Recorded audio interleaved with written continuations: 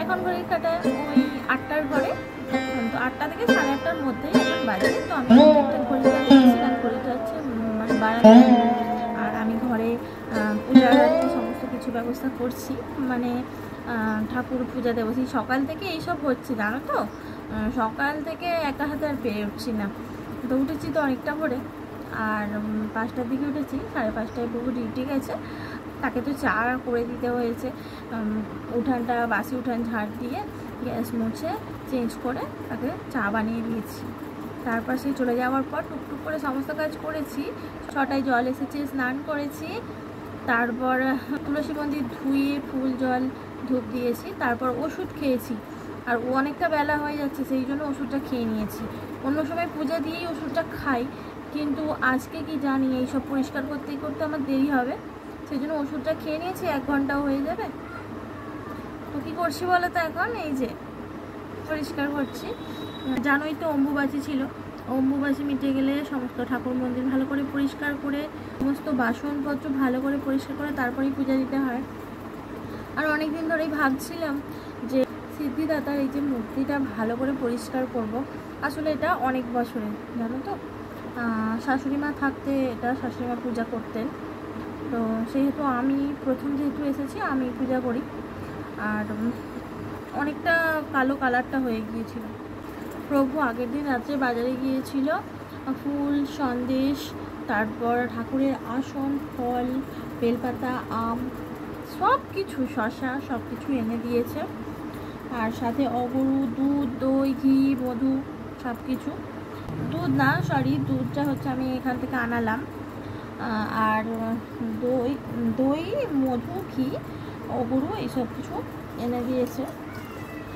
তো সকালে ওই ফুলটা তুলে নিয়েছিলাম, যেহেতু চেঞ্জ করে নিয়েছিলাম না, যতই ফুল কিনে নিয়ে আসুক গাছের ওই লাল সাদা ফুলগুলো দেখলে থাকা যায় না, সেই জন্য ফুলগুলো তুলে নিয়েছিলাম।